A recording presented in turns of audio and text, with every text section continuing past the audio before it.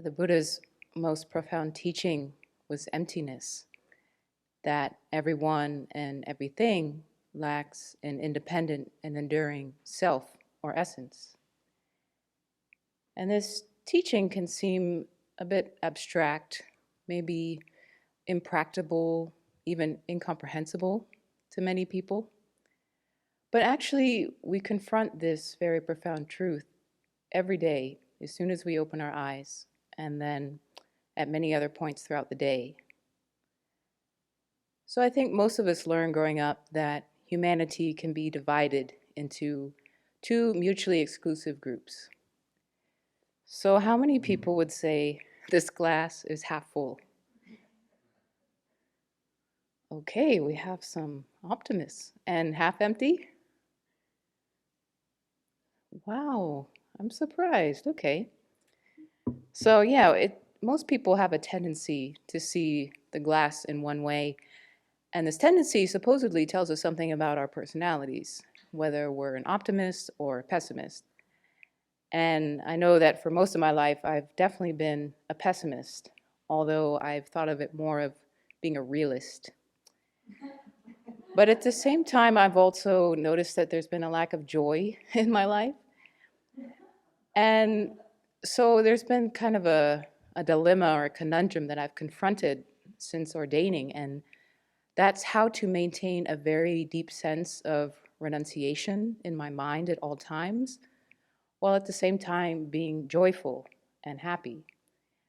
And this is something that I've had a number of discussions with, a number of people I've had discussions with here at the Abbey. And at one level, I can see how this is, it's still kind of puzzling to me, because the Lamrim meditations on developing renunciation are not exactly topics that you bring up at a dinner party or a birthday celebration.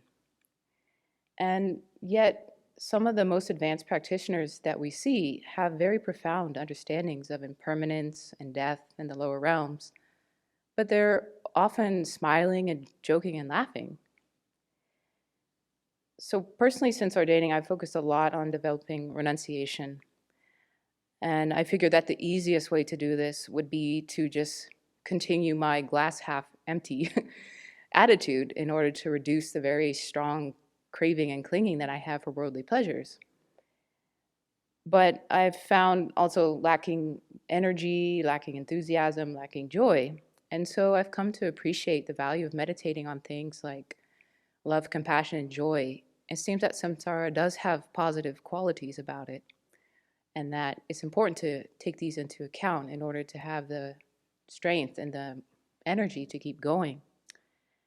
So it seems that there's a glass half full perspective that's also needed for a well-balanced renunciation. So I've been reading this very beautiful short book by Lama Chokyi Nyima Rinpoche. It's called Sadness, Love, Openness, The Buddhist Path of Joy. And it's really helped me to connect the dots between renunciation and joy. So in the introduction, Chokyi Nyima writes, "What are the experiences that the teachings of the Buddha are founded on? They are sadness, love, and openness." And I think these could be rephrased as the three principal aspects of the path of renunciation, bodhicitta, and wisdom. So Chokyi Nyima next draws out the interconnectedness between the three. Although they appear to be quite different, sadness and openness are in fact intimately connected. The profound sadness that overwhelms us when we understand the impermanent nature of phenomena opens us up to the world around us. Then later in the book, he talks about how without accepting the impermanent nature of all phenomena on a very deep level, we will continually chase samsaric pleasures and miss out on opportunities to cultivate the good qualities that lead to lasting peace and happiness. And since ordaining, I've been shocked at how many times I've found myself wanting to act in ways that are not in accord with my deepest values. And this has forced me to face the depths of my suffering and my confusion. But I'm thankful for this because I know that I wouldn't have really confronted it head on without being here. And that process has helped me to really understand the kinds of suffering that other beings are undergoing all the time. So Chokyi Nyima continues, Knowing what others go through and feel, we cannot help but sympathize with them, and the wish to help and protect our fellow beings naturally wells up within us. This love, or what might be called bodhicitta, clears the mind of the thick fog of desire, anger, and ignorance. Love is like the sun that burns through the fog, dissolving it until only vast openness and clarity remain. When nothing but boundless openness and lucidity remain, we come face to face with the basic nature of all phenomena, beyond concepts. This experience of the true nature of our minds, which is the same for all sentient beings, gives rise to great joy, knowing that awakening is possible for ourselves and others. Our sadness continues to deepen as we practice, but it is now accompanied by genuine love and affection and a deep sense of responsibility brought on by the certainty that if we simply stay on course, we'll be able to make a true and lasting difference everywhere we go. So I find these words very inspiring and helpful for developing a mindset that's fully aware of the sufferings of samsara, yes, not immobilized and bound by sadness and disgust.